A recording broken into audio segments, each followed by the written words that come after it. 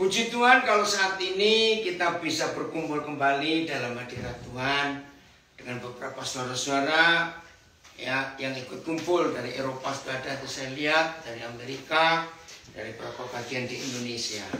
Baik, kita mau belajar begini. Ada banyak anggota tubuh kita. Mulut, mata, hidung, telinga, pikiran, hati, perut, kaki, macam-macam. Coba jawab, kira-kira sumber masalah itu yang bagian mana kita? Pikiran. Mulut. Mulut. Pikiran, mulut, Hati. hati, Oh. Kaki. kaki. Yang betul Maria. Pikiran. Pikiran itu sumber dari segala masalah. Ya, maaf. Secara umum orang gila itu kan tertawa terus. Loh, maaf. Secara umum ya, orang gila kan tertawa terus. Karena pikirannya nggak jalan. Betul? Betul. Maaf. Siapa pernah tahu orang sudah pikun? Ya, bahasa kerennya Alzheimer ya. Itu lebih sehat daripada orang sehat. Serius. Orang pikun itu lebih sehat. Saya punya teman pendeta, mau satu dia pikun. Waduh, sehatnya waktu dia belum pikun tuh banyak sakitnya. Setelah pikun dia malah sehat. Tapi gitu istrinya kasihan. Jam 1 malam bangun mau khotbah sebagai dasi mau pergi. Kasihan juga. Maaf. Iya. Nah, saudara,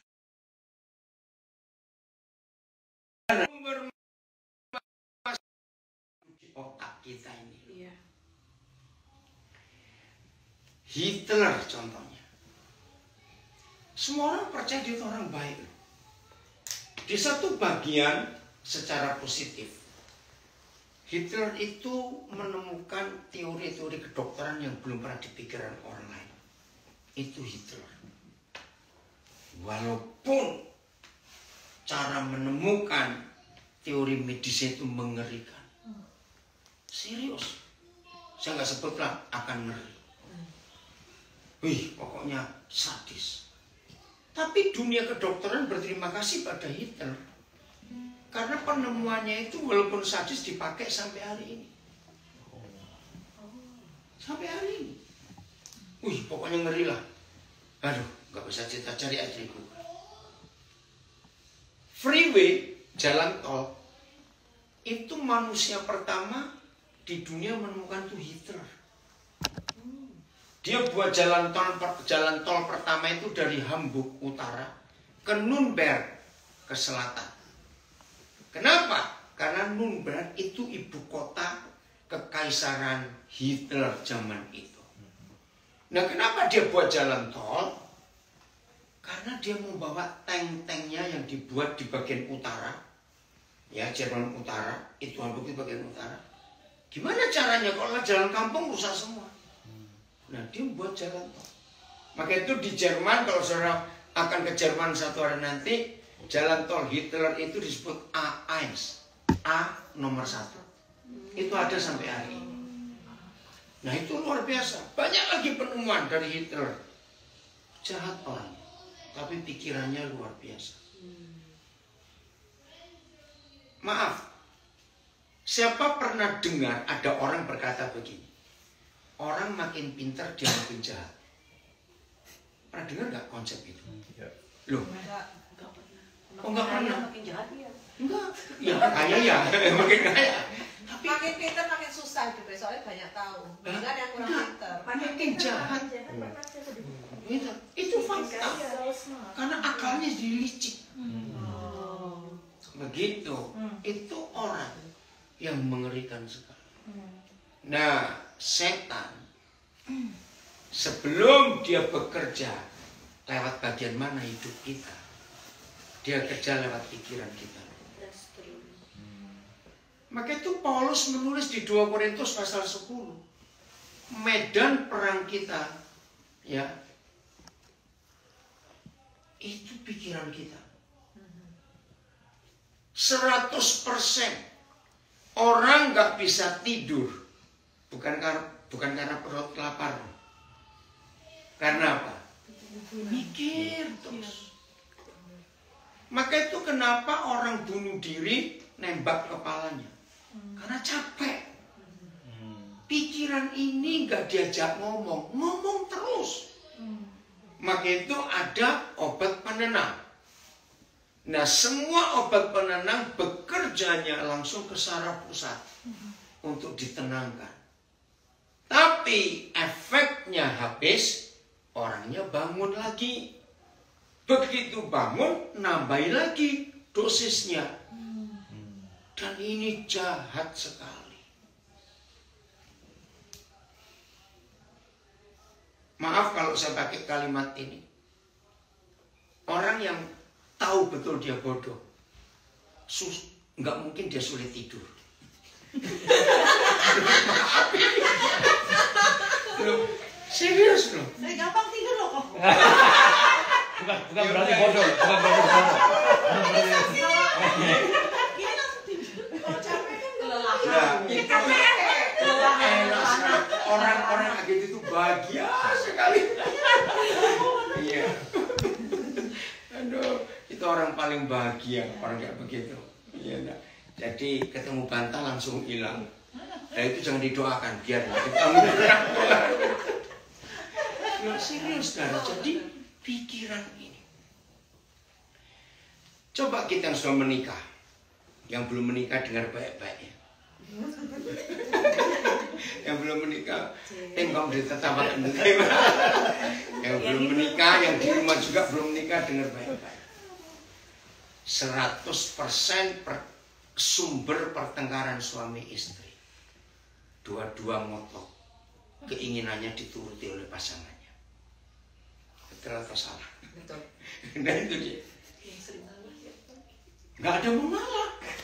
Justru karena nggak ada yang mau ngalah, maka itu perangnya nggak selesai-selesai. Perang dunia betul sih. Serius. Lihat peperangan yang terjadi di dunia sampai hari ini. Semua dari ide. Betul enggak? Ide nggak mau ngalah. Ya, lihat aja perang Ukraina Rusia sekarang.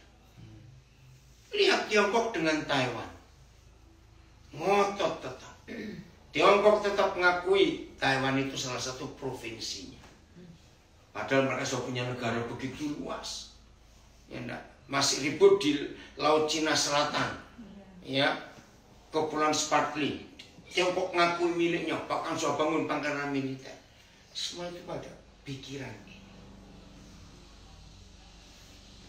Nah, dalam teori manajemen, ya, itu dikatakan makin sedikit anggota tim kerja, maka masalah makin kecil. Betul enggak? 10 orang berarti 10 kepala, berarti 10 ide. Tambah 20 orang, 20 kepala, 20 pendapat, 20 ide. Maka itu ada orang berkata, menundukkan binatang buas jauh lebih mudah daripada menundukkan pikiran orang. Kata I will, itu kekuatannya bisa lebih daripada 1000 horsepower. I will, aku mau, aku ingin. Maria, ayo Maria, kok nggak balik? Kemana ini? Maria. Lihat aneh. Jadi perhatikan saudara, pikiran ini sumber masalah. Maka itu tidak salah orang berkata, ya Maria ayo. Maaf ya, makin pintar seseorang, kenapa dunia ngakui orang itu makin licik. Maaf, sebetulnya tergantung orang itu menyerahkan pikirannya ke siapa. Aymar, mereka keputus. Ya enggak apa-apa, mereka baik-baik kok biar. Nah, dalam bahasa Indonesia ada istilah isme. Bahasa Inggrisnya ism. Ya, communism, feminism, humanism, ya isme. Itu faham. Dan itu dari mana? Pikiran. Dari pikiran. Coba bayangkan, misalnya ada 40 orang kita sekarang ini.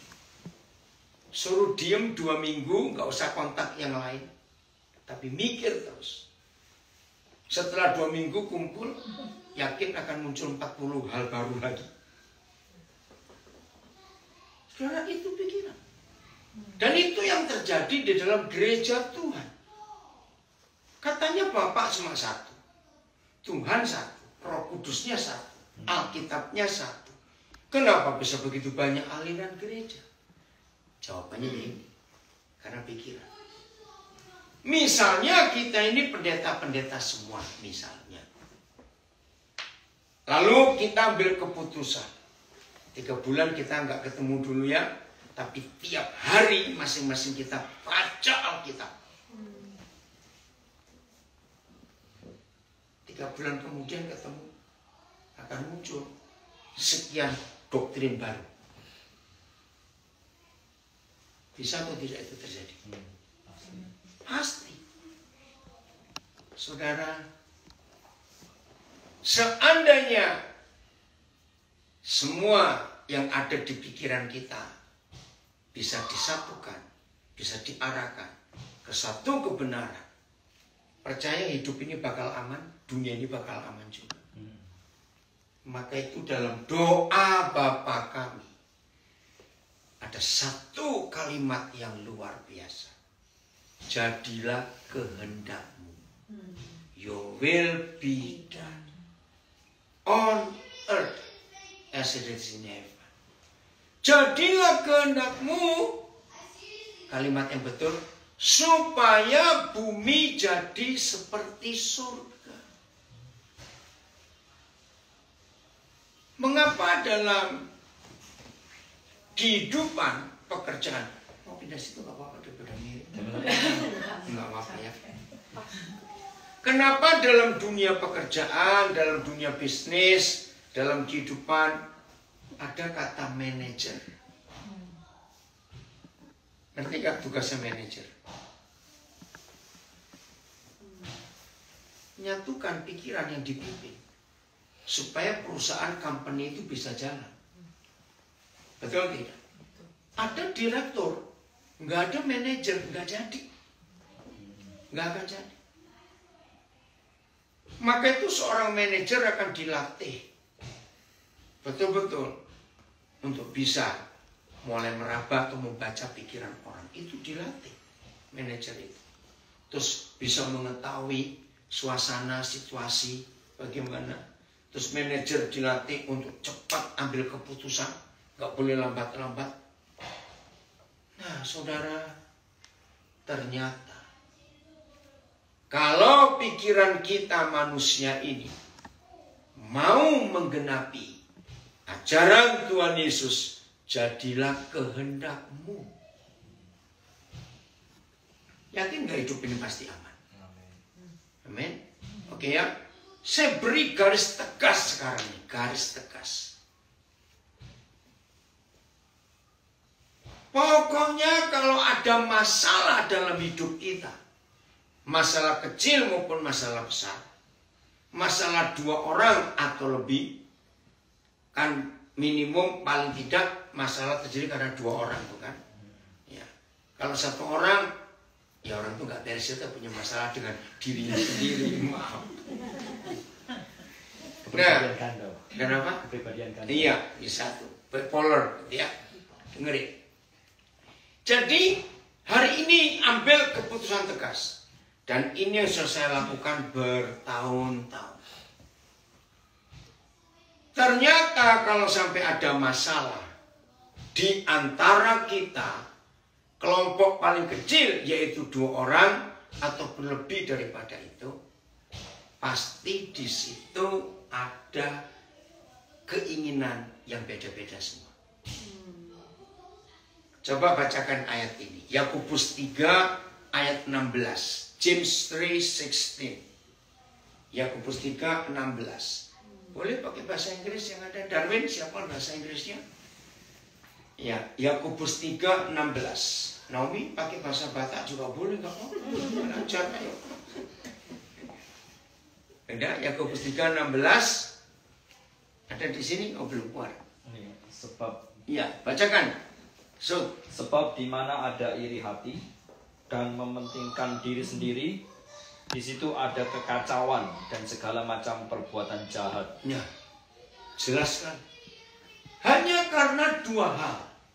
Di mana ada iri hati dan mementingkan diri sendiri. Itu kan di pikiran semua. Dijamin pasti di situ ada kekacauan dan ada segala macam perbuatan jahat. Gak apa-apa, biarin anak. Mari, biarin anak. Robert. Gak apa-apa. Robert, boleh ya? Oke. Gak apa-apa. Saya gak pernah terganggu ada anak-anak rame. Dulu kita juga begitu, cuma lupa. Iya, enggak? Hukum. Ayo. Ngerti? Bahasa Inggrisnya Darwin? Terjemahan apa itu? NLT. NLT. Oke, silakan. For wherever there is jealousy and selfish ambition, Jealousy and selfish. Ya, selfish ambition. Terus? there you will find disorder and evil Disorder of every kind. and evil. Of every kind. And evil of every kind. Segala macam perbuatan jahat. Hanya karena dua hal. Apa tadi? Iri hati, jealousy, dan egois. Pasti ribut, pasti ribut, pasti kacau. Ya, lihat aja perang Rusia Ukraina. Ya, karena masing-masing punya kepentingan. Dan masing-masing ngotot. Kamu yang paling benar, kamu yang salah. Nah, yang dikatakan gitu nggak mau terima. Kamu yang benar, kamu yang salah. Nah, saudara, saya mulai dengan yang paling kecil. Berapa orang tadi? Dua. Dua orang itu siapa? Suami istri. Pintar semua. Sekarang terus. Ya nggak boleh. Ini yang single nggak mau kawin. Harus mikir masak-masak. Harus mikir masak-masak. Nggak gampang. Gampang lah. Ada aturannya kok. Gampang, Maria. Tapi nggak ada yang lain aturannya. Nah, justru itu harus mau. Nah, maka itu. Kenapa Tuhan memberikan hukum? Dalam pernikahan dua orang, kepalanya harus satu. Nah, itu dia harus satu. Nggak bisa dua kepala. Maaf ya, saya jangan dikeroyok ya kalau ngomong. Mereka ngomongin lehernya siapa tadi? Nggak peduli. Ada lehernya kalau nggak ada otaknya juga. Nah, aduh, kenapa aduh? Susah. Gampang diambil susah. Kamu susah nggak pintar-pintar loh kita. Stay single. Kenapa? Stay single. Jadi terlambat. Terlambat. Make me think twice. Jangan cuma constant times ya. Oke, dengerin ya saudara. Waktu lulus SMA mau kuliah, pasti orang mikirnya susah. Betul nggak? Tapi kan harus. Nah, begitulah dalam hidup ini. Kalau saudara berkata firman Tuhan susah, aturan susah dituruti, ya kapan mau menang? Kapan mau pintar? Kapan mau jadi orang yang benar di hadapan Tuhan? Nah, ini konsep yang luar biasa. Begitu saya bilang jangan dikeroyok. Jadi, antara tubuh dengan kepala, yang punya otak mana? Kepala. Siapa kepala? Suami. Siapa tubuh? Istri. Jadi istri itu nggak punya otak. Jadi itu baik-baik. Kok kasihan amat? Kenapa begitu? Ada yang feminis loh. Ada yang feminis. Nah, tapi itu fakta. Itu fakta. Nggak bisa. Ada tapinya. Tubuh punya kepala, seistri punya suami. suami, so istri punya otak kan suaminya. Iya makanya. Kalau punya suami kan, what is his is mine. What's Iya. mine is mine. Ya Yeah. nggak bisa. Saking pinterin. Kalau pintar. Awas, awas. Saudara, sederhana. Tapi ini yang kita gagal. Nggak mau tunduk. Maka itu ingat, mengapa tertulis dengan jelas. Satu-satunya pergumulan yang dialami Tuhan Yesus. Sampai keringatan dia. Itu aneh. Aneh di mana? Dia doa malam atau siang? Di Getsemani itu. Malam atau siang? Malam. Di bukit atau di pantai? Di bukit. Jadi malam di bukit udaranya gimana kira-kira? Sejuk lah, dingin. Dia lagi kerja atau lagi ya duduk atau apa lagi berdoa? Enggak kerja apa-apa. Kenapa bisa keringatan? Dan luar biasa. Dari 4 Injil hanya Lukas yang menuliskan karena Lukas itu dokter. Jadi dia tahu secara medis. Ya. Kalau bukan Tuhan Yesus, itu namanya stroke. Karena pembuluh darah pecah di kepala. Orang yang stroke itu karena tekanan beban hidupnya itu berat. Betul tidak? Tekanan batinnya berat sekali. Sampai gak bisa tahan. Maka itu pecah pembuluh darah di kepalanya. Nah karena dia Tuhan, gak mungkin dia stroke. Tapi tekanan darahnya begitu kuat.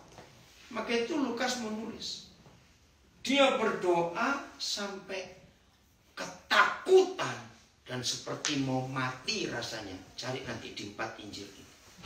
Saudara bayangkan, itu takut sebagaimana sampai seperti mau mati rasanya. Nah ada di antara kita ketakutan sampai ngompol ada. Betul enggak? Tapi takut sampai mau mati rasanya enggak. Nah karena begitu berat beban yang dia harus pikul besok. Dia melihat semua besok dia akan disiksa, dicambuk, diberi paku, duri semuanya. Dia lihat itu. Dia takut. Lalu dia berdoa. Papa, kalau boleh, apanya? Iya, apanya?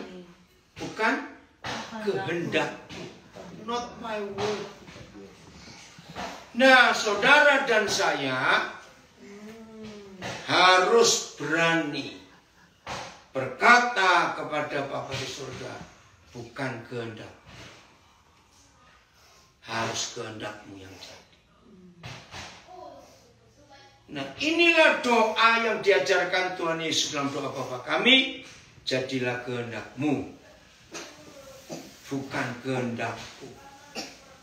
Maka kalau semua kita mau melakukan doa ini, maka hidup itu surga di dunia. Ada yang amin? Surga di dunia. Di mana ada kehendak manusia, ya perhatikan kalimat ini. Di mana ada kehendak manusia, di situ pasti ada si jahat. Coba renungkan sebelum saudara jawab. Di mana ada kehendak manusia, di situ pasti ada si setan. Kira-kira betul atau salah kalimat ini? Jadi setan itu tidak bisa bekerja kalau ada manusia berani menyerahkan kehendaknya kepada kehendak Tuhan. Maka setan nggak bisa bekerja. Biarlah mulai hari ini tidak ada yang melawan. Kenapa hukum pernikahan? Bukan suami menjajah istri, bukan. Tapi kepala itu cuma satu. Dan kehendak kita harus kita sesuaikan dengan kehendak Tuhan. Ingat saudara, bagaimanapun menang kalahnya peperangan suami istri, tolong diperhatikan. Anak-anak adalah korban pertamanya. Saya ulangi, bagaimanapun menang atau kalah dalam peperangan suami istri, korbannya pasti anak-anak. Saya punya angka untuk menghitung. Mazmur 90 kan menulis, umur kita berapa kira-kira? 70 tahun, kalau kuat 80. Nah coba saya pakai angka ini. Kalau ada suami istri menikah umur 25. Lalu umur 26 anak pertama mereka lahir. Waktu suami istri umur 35, anaknya umur berapa? 9. Nah umur 35 ke 70 itu sudah jalan berapa persen?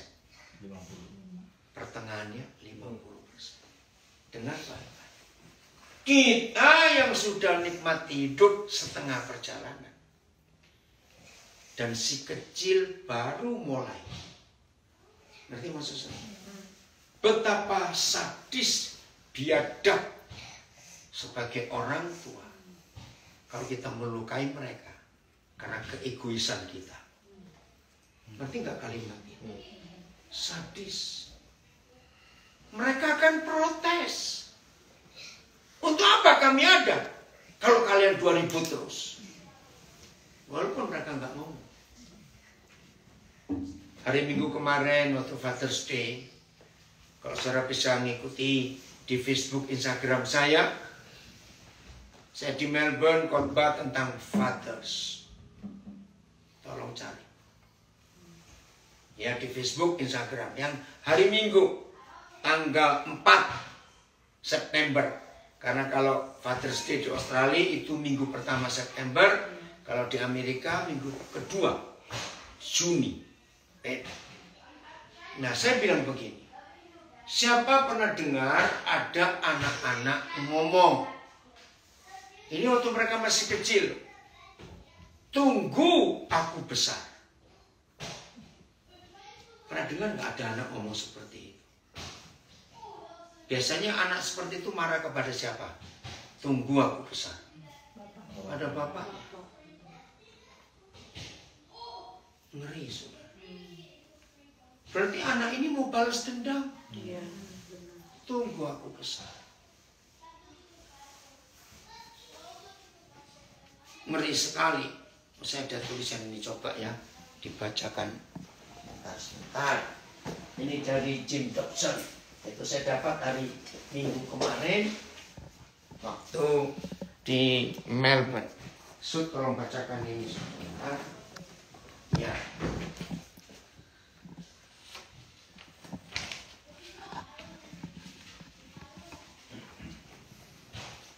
Sabar ya.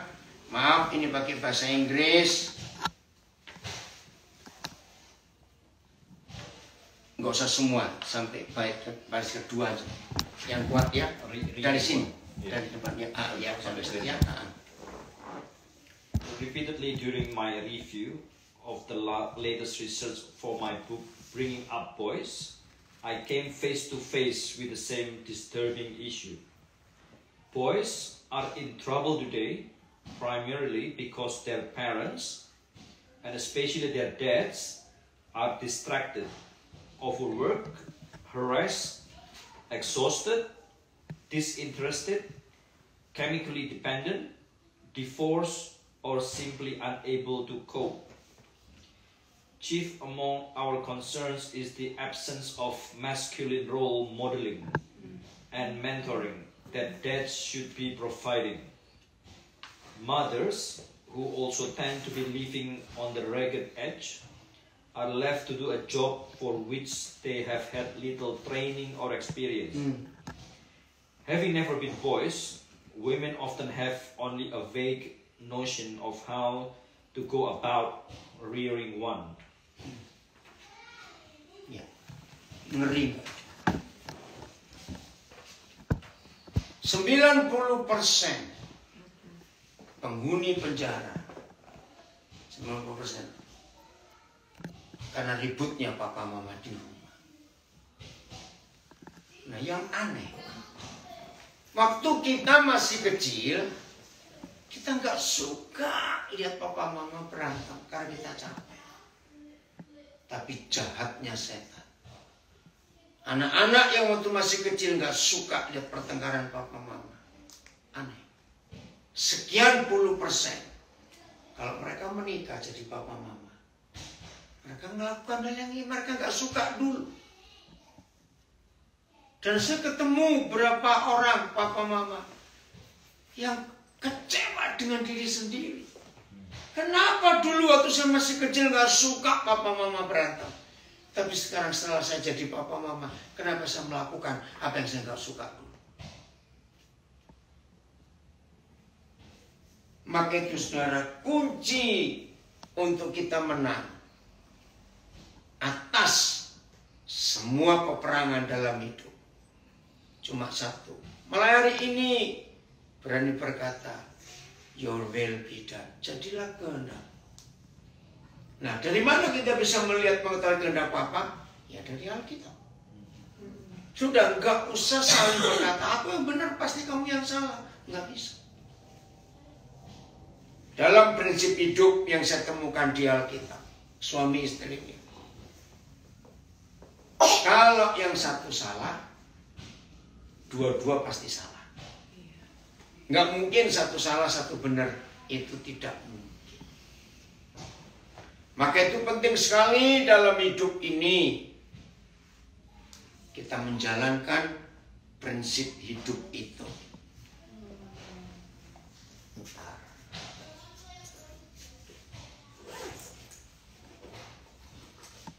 Jadi kalau masing-masing kita mau, sederhana sekali kok, cuma berkata not my will but your will be done.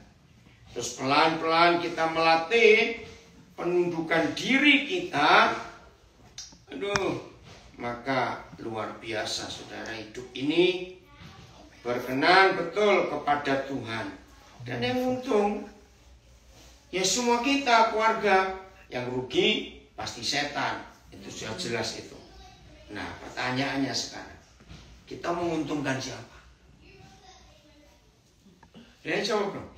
Kita menguntungkan Tuhan, menguntungkan keluarga kita, atau menguntungkan setan? Maaf, pertanyaannya aneh. Ya, saya tahu jawabannya. Pasti kita semua ingin menguntungkan Tuhan, menguntungkan keluarga kita. Tapi dalam praktek, kenapa kebanyakan kita lebih menguntungkan setan? Kira-kira betul atau salah kalimat? Loh, saya tanya. Betul atau salah? Seringkali kita lakukan itu. Nah, maka itu mulai hari ini, ayo kita belajar, kita berubah, supaya setan kita kalahkan. Buat mereka rugi, jangan buat mereka untung. Karena betapa bodohnya kita kalau kita membuat setan itu yang untung. Maafkan saya kalau saya harus ngomong kalimat ini. Jadi sederhana sekali. Kehendak siapa kita mau lakukan? Tunduknya kepada kehendak siapa? Sederhana sekali, saudara. Kalau kita dalam hidup ini betul-betul mau mentaati kehendak Tuhan, selalu berkata, Tuhan kehendakmu yang jadi. Wih, hidup ini sangat luar biasa. Maka itu kita percaya, kalau Tuhan mengajarkan kita doa Bapa kami, jadilah kehendakmu. Saudara, maka nggak main-main hidup ini.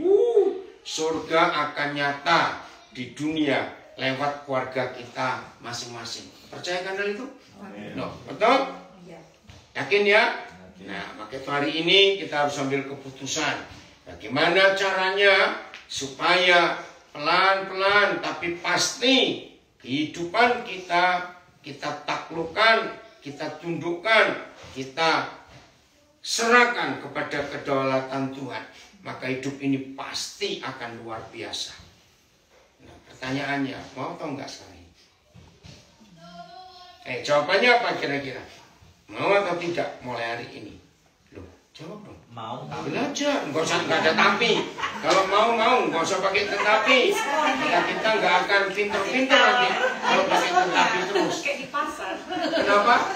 Diskon. Iya, nggak usah. Ya, harus mau. Ini saudara, maka di situ kita akan melihat Tuhan itu luar biasa. Kan harus jujur. Iya, tapi harus menang. Nggak boleh jujur tapi nggak mau terima. 1 Korintus 6 ayat 7. Kenapa Tim? Di handphone. Oh, 1 Korintus 6 ayat 7.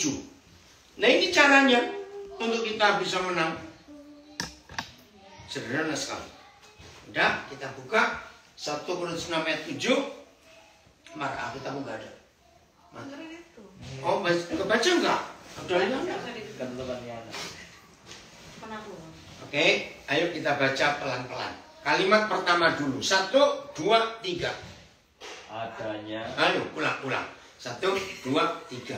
Adanya saja perkara di antara kamu yang satu dengan yang lain kekalahan bagi kamu.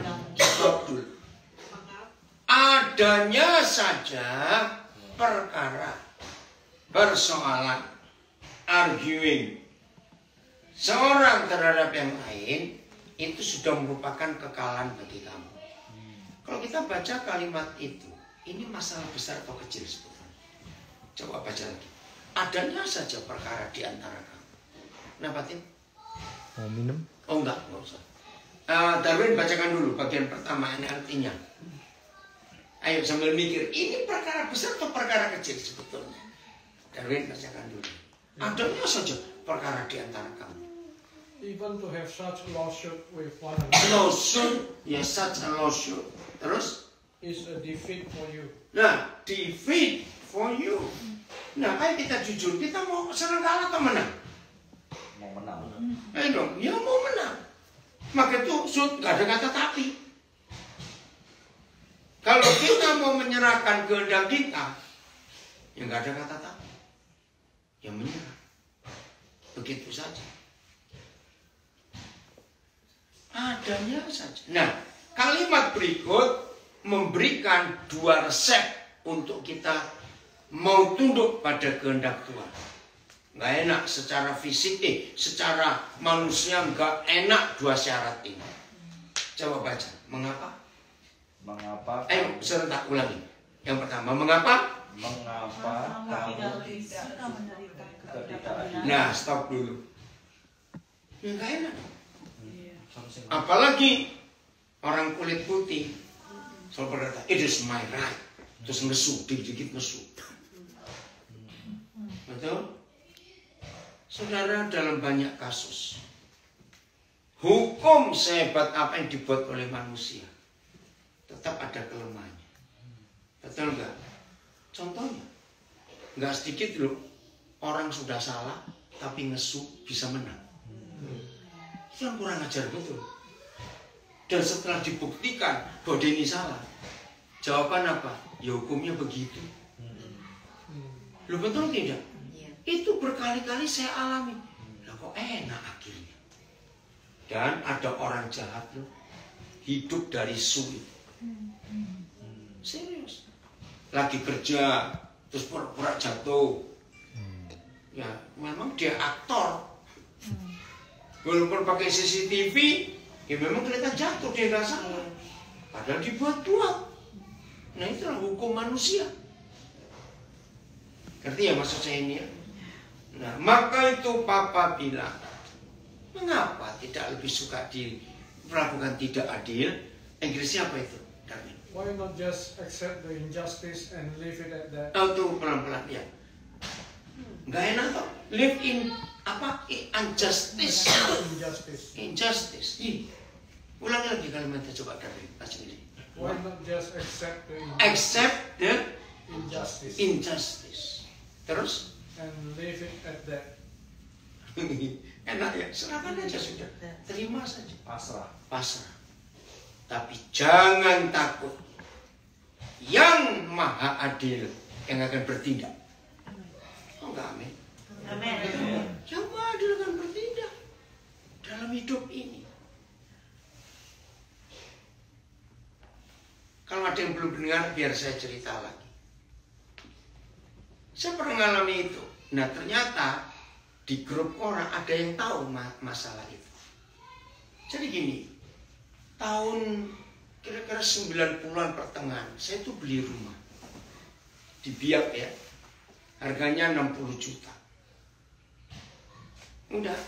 Nah, saya itu kenal baik sama yang punya rumah itu. Karena teman hamba Tuhan juga. Nah, cuma kesalahan saya nggak tahu kalau istilah Australia. Saya belum balik nama sertifikatnya.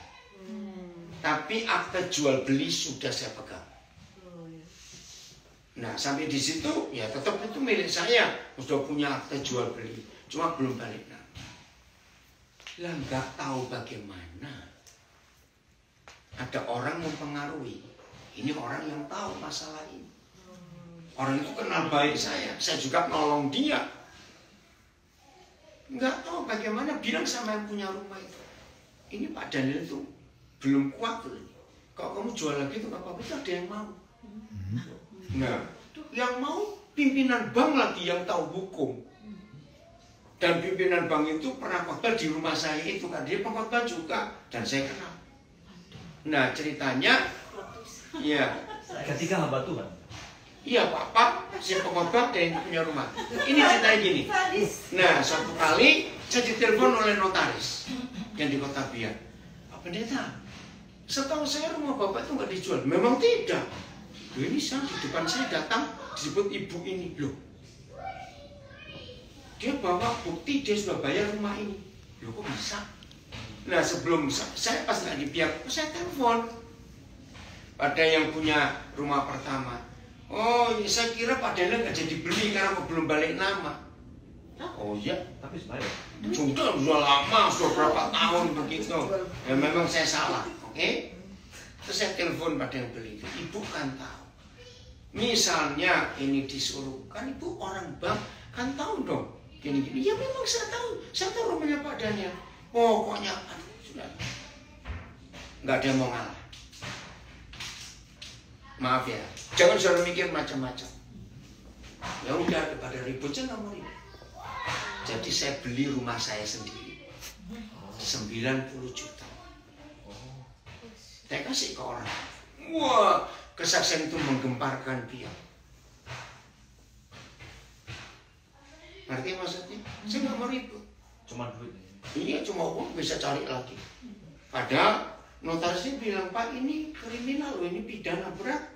Walaupun Bapak belum balik nama, tapi akta jual beli. Ya saya nggak mau ribut.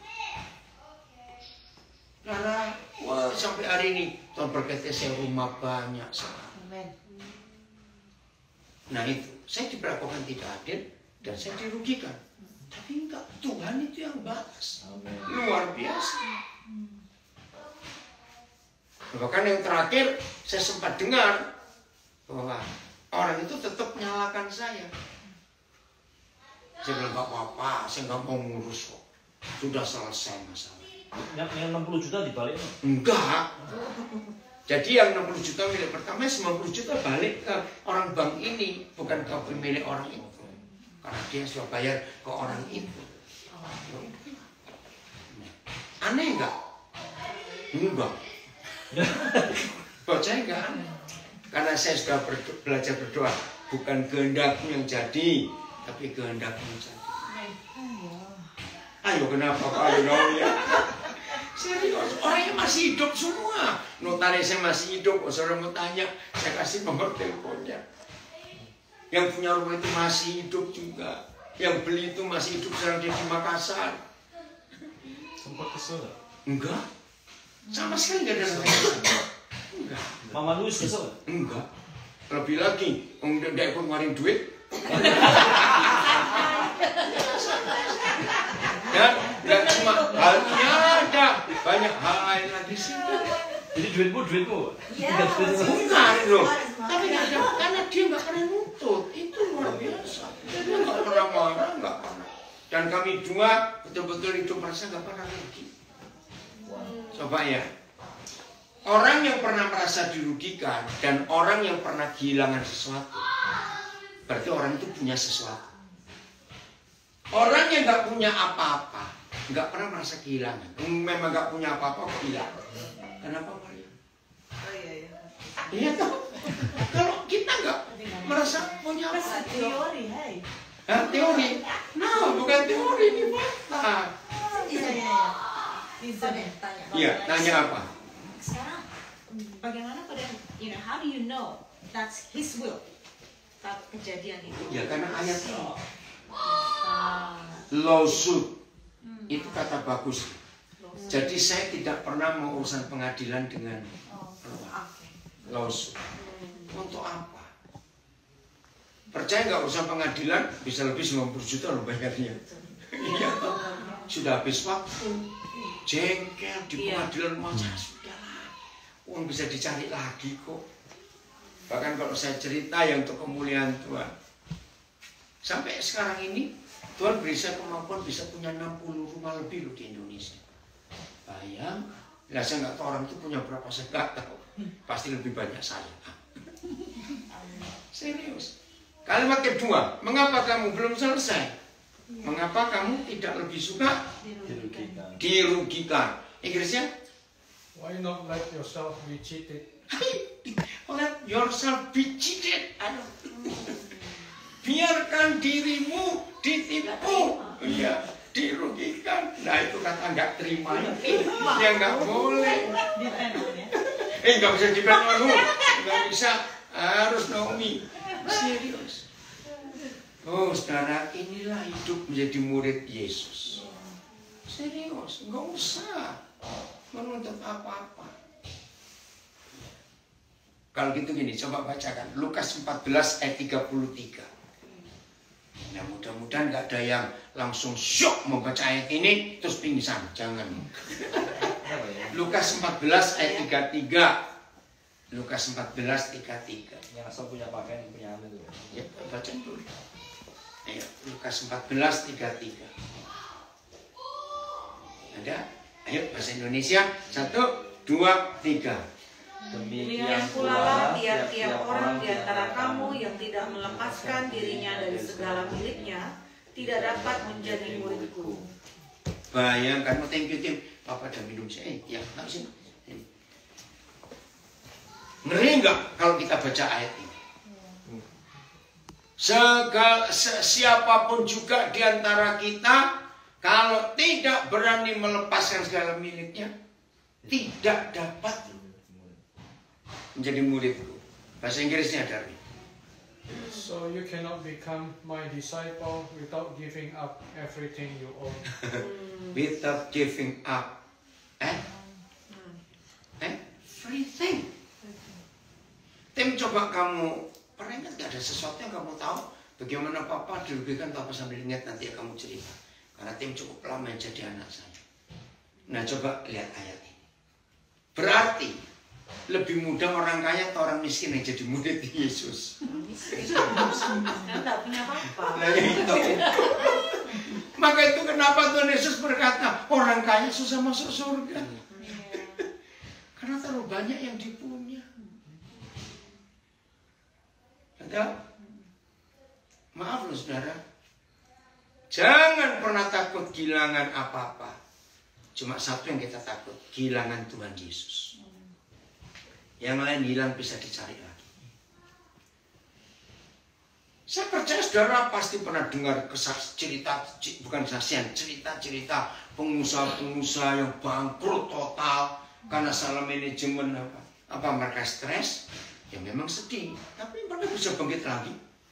Coba cari contoh pengusaha-pengusaha hebat di Australia yang pernah bangkrut, bangkit lagi. Itu loh, itu tanpa Tuhan. Betul? Jadi kalau toh kita punya apa-apa, seperti kita nggak punya apa-apa. Coba bacakan 1 Korintus 7 ayat 31. 1 Korintus 7 ayat 31. Saya ketemu Tim, mau cerita apa? Soal Papa? Apa yang kamu ingat? Iya, yang Tim pernah lihat dari Papa? Ya tunggu, ada? Baca 1 Korintus 7 ayat 31.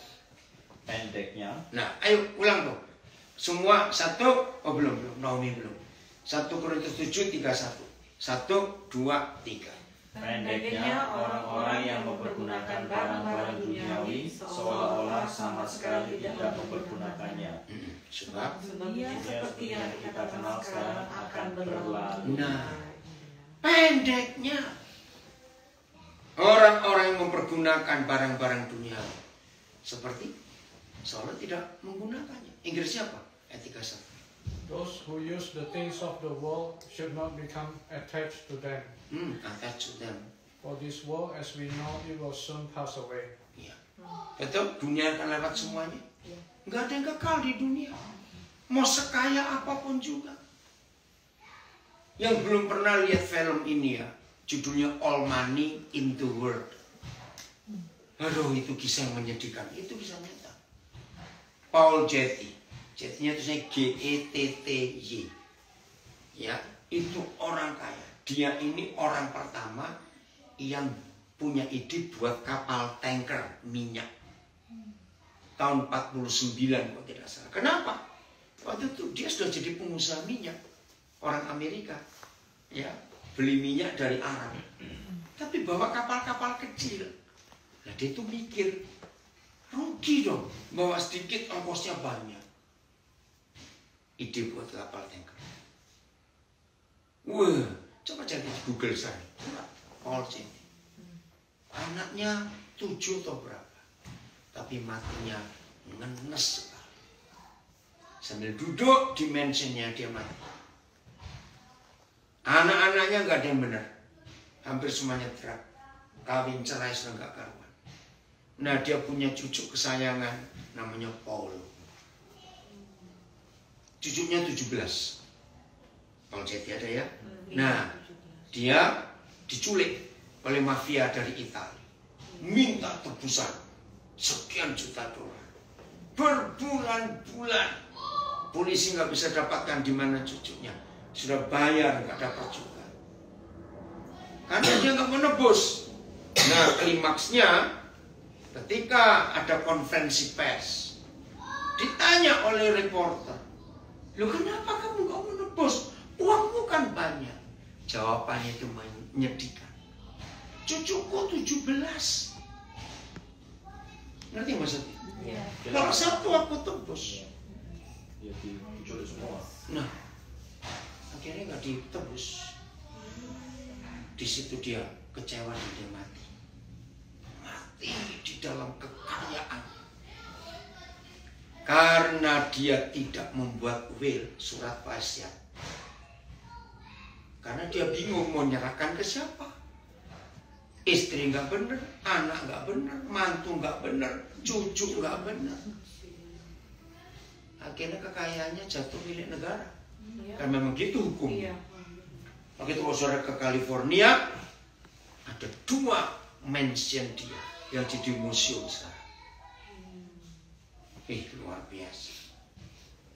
Maka itu judulnya bagus, All Money in the World. Artinya nggak ada apa-apanya. Habis begitu saja. Maka itu kenapa Tuhan Yesus berkata, punya apa-apa silakan, tapi hatimu jangan lengket. Ayat 30-nya. 1 Korintus 7 tadi. Ayat 30-nya. Pendeknya, Paulus gak bisa kata-katain. Ayat 30. Udah? Tunggu dulu. Ayat 30. Iya. Ayo baca sama-sama. 1, 2, 3. Dan orang-orang yang menangis seolah-olah tidak menangis. Iya, zaman ini susah. Tapi jangan nangis kepanjangan. Tinggal selesai sendiri. Terus? Dan orang-orang yang bergembira Ya. seolah-olah tidak bergembira. Nah, kalau kita bergembira dapat bonus, dapat apa? Jangan lupa, nanti ada susah lagi datang masalahnya. Betul firman ini? Terus? Dan orang-orang yang membeli seolah-olah tidak memiliki apa yang mereka beli. Luar biasa firman ini. Artinya, punya, tapi tidak memiliki. Saya nggak tahu bahasa Inggrisnya apa itu. Punya, tapi nggak merasa memiliki. Nah, orang yang seperti ini tidurnya pasti enak. Kok nggak amin? Iya tuh, punya, tapi nggak merasa memiliki. Artinya, kalau mau hilang ya sudah hilang. Iya. Tahun 70-an, Roh Kudus pernah melakukan ini di hati saya. Dan ternyata 2 kalimat ini menolong banyak orang, khususnya keluarga yang ditinggal atau meninggal. Begini, tahun 70-an loh, waktu itu saya masih belum apa-apa. Ingatkan pada semua orang Daniel, bahwa suatu hari nanti kita semua pasti akan kehilangan sesuatu dan pasti akan kehilangan seseorang. Itu kalimat betul atau salah? Betul. Ya sudah. Berikan sebuah space di hati kita bahwa suatu hari kita pasti akan kehilangan sesuatu dan kehilangan seseorang. Nah, kalau ruangan itu ada di hati kita dan ketika itu terjadi, kita sudah siap. Memang itulah hidup. Betul ya? Maka itu kalau hidup ini punya tapi nggak memiliki, enak sekali loh, tenang sekali. Kok nggak amin-amin siapa? Ya toh, hidup jadi rileks, jadi apa? Sudah. Masalah anak, ya kita tetap bertanggung jawab. Tapi bukan kita yang memelihara mereka, tetap Tuhan. Betul, bukan kita. Asal kita kerja yang rajin. Nah, itulah hidup. Oke, ada yang mau tanya sampai di sini? Istri juga istri. Semuanya. Oh, semua, nggak cuma istri. Ini kan ngomongnya anak. Loh, maksudnya mikir masa depan anak gitu loh. Kamu ini. Inggrisnya ayat 30-nya, Darwin. Those who weep or who rejoice or who buy things should not be absorbed by their weeping or their joy or their possessions. Wow, absorb kata itu bagus. Jangan masuk hidup kita. Ya, biar di luar saja. Wah, terima kasih Tuhan untuk kebenaran. Jadi apa yang Tim ceritakan itu gini loh. Tuhan Yesus berkata, uang itu kan setan. Ya, betul nggak? Awang saya. Bukan, uang itu setan. Oh, nggak percaya, bacain Lukas 16 ayat 9. Lukas 16 ayat 9. Uang itu setan. 2, 3. Dan aku berkata kepadamu, ikatlah persahabatan dengan mempergunakan mamon yang tidak jujur. Nah, mamon itu setan. Supaya jika Ya. mamon itu Tidak dapat menolong kamu. tidak menolong lagi, kamu diterima dalam kemah. Oke, bahasa Inggrisnya. Mamon itu setan. Roh jahat waktu itu. Darwin 16 ayat 9. Here's the lesson. Use your worldly resource to benefit others and make friends. Then when your possessions are gone, they will welcome you to it. Oh, nggak ada kata mamon di situ ya. Nah, uang itu setan. Sekarang lihat Matius 6 ayat 24. Matius 6 24. Bahasa Indonesia kita lihat. Wah, Tuhan Yesus itu ngomongnya jelas sekali. Jadi uang itu setan. Matius 6 ya? 6 24. Kalau kita sayang sesuatu, pasti kita keep, no? Ya. Kita lihat-lihat, kita peluk-peluk, kita sayang-sayang. Nah, maka itu dari ceritanya Timothy tadi, setan itu jengkel dengan saya, karena saya nggak pernah sayang dia. Kalau ada saya buang-buang aja, siapa perlu silakan, nggak usah takut. Oke, Matius 6:24, 1, 2, 3. Tak seorang pun dapat mengabdi kepada dua tuan. Stop dulu. Seorang di sini siapa? Tak seorang pun dapat mengabdi pada dua tuan. Siapa seorang? Semua hilang. Kita. Manusia. Enggak semua manusia, kita murid-murid Yesus. Terus, ayo. Karena jika demikian, Ya. ia akan membenci yang seorang dan mengasihi yang lain. Nah, stop. Seorang yang kedua ini siapa? Jika demikian, ia akan membenci yang seorang. Nah, seorang di sini siapa? Tuhan. Mamon. Dua-dua. Tuhan atau mamon. Saudara dengar ya? Hanya Tuhan Yesus yang berkata, money is not a thing, but a person. Catat ini. Jadi uang itu pribadi. Yesus berkata seorang. Maka itu uang punya power. Karena dia personal. Uang selama dalam dompet, dia tuan yang baik. Tapi begitu uang pindah ke dalam hati, dia tuan yang jahat. Ya, saya ulangi, uang di dalam dompet hamba yang baik. Tapi uang pindah ke dalam hati, dia tuan yang jahat. Betul. Jangan lagi kita, pendeta aja bisa jadi setan kalau uang-uang terus yang dipikirin.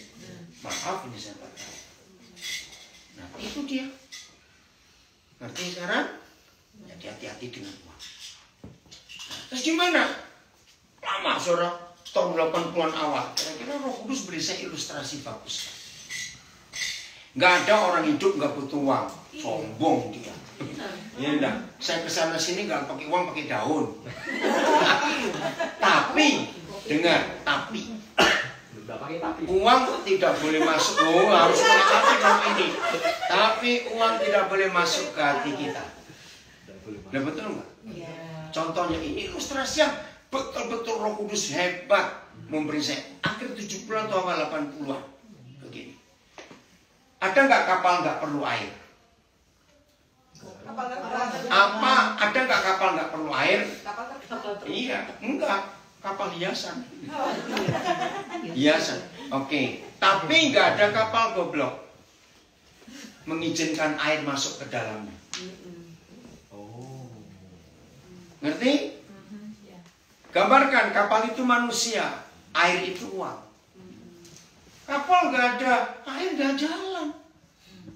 Tapi kapal nggak boleh masukkan air ke dalam dirinya, tenggelam. Nah, ayat terakhir ini ya, 1 Timotius 6 ayat yang ke-9.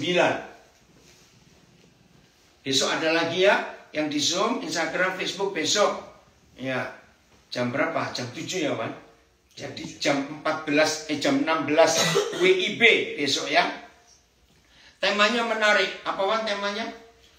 Menghadapi persiapan untuk menghadapi kegelapan dunia ekonomi. Ya, itu temanya. Ada bahasa Inggrisnya. Tim baca inti. Yang besok. Ada, kamu saat ini belum? Belum. Oke, itu besok jam 16 WIB, jam 19 waktu Eastern Australia ini ya. Nah, sekarang 1 Timotius 6 ayat 9. Baca. 1, 2, 3.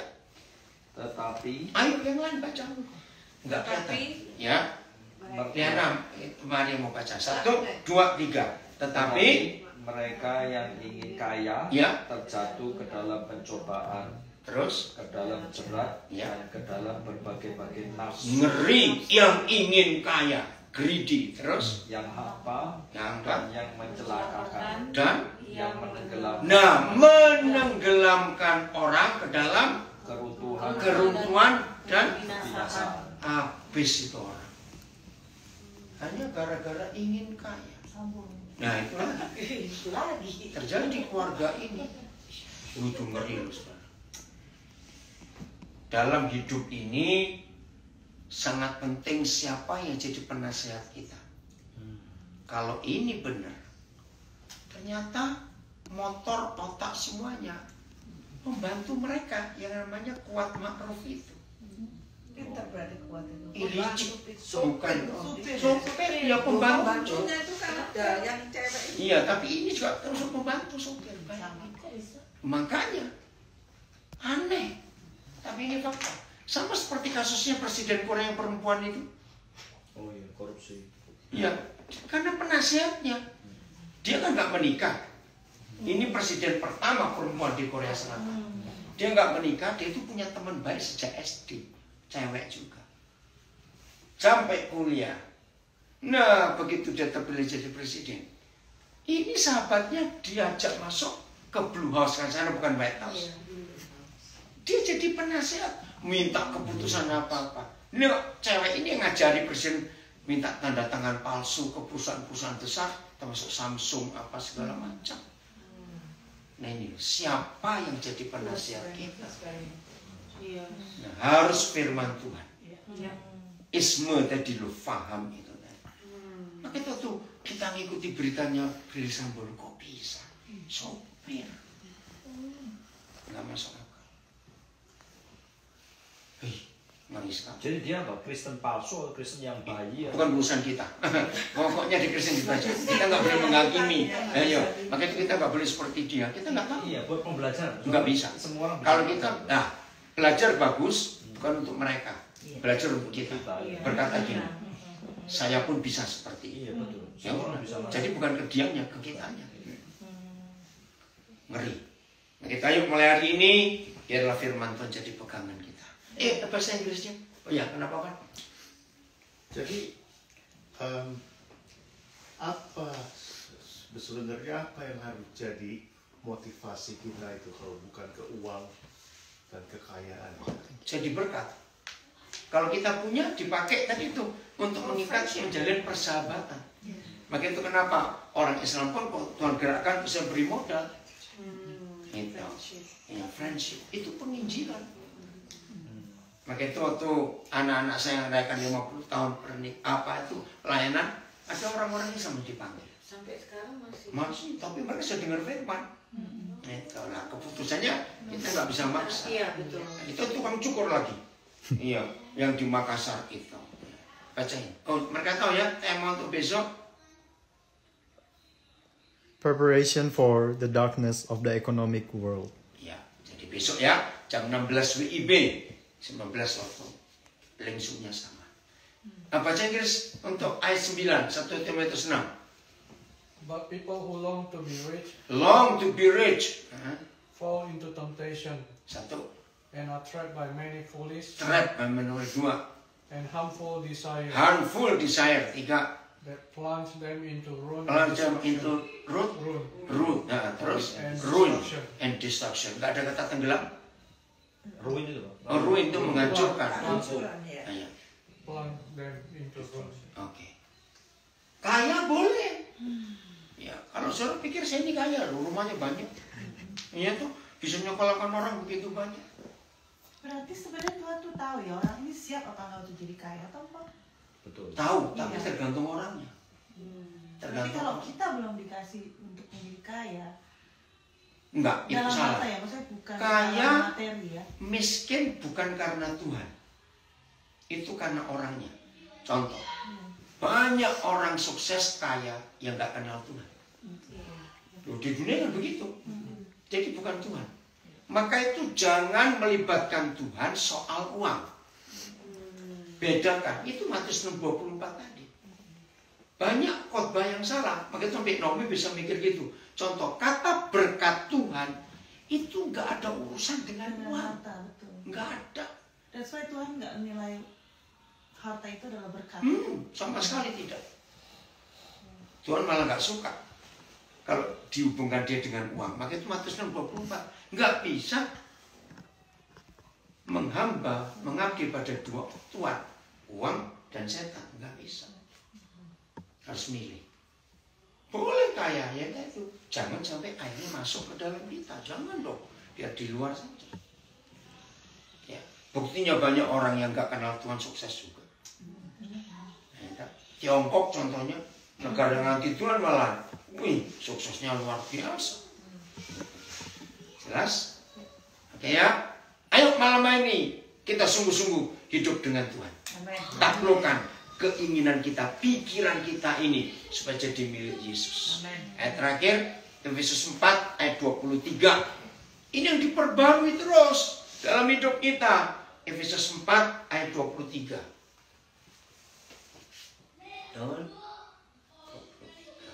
Ya, baca Indonesianya 1, 2, 3. Supaya kamu dibarui dalam roh dan pikiranmu. Kenapa perlu diperbarui pikiran kita? Karena kalau enggak jadi jahat. Bahasa Inggrisnya. Instead, let the Spirit renew your thought and attitude. Nah, your thought and attitude. Itu karena pikiran kita harus diperbarui terus. Wah, kalau tiap hari kita diperbarui. Oleh apa? Oleh firman. Kita baca satu buku, terpengaruh nggak? Nah, maka itu seharusnya kita baca firman, kita terpengaruh. Amin. Amin. Tuhan memberkati kita semua. Ayo, Liana, ada pujian apa lagi?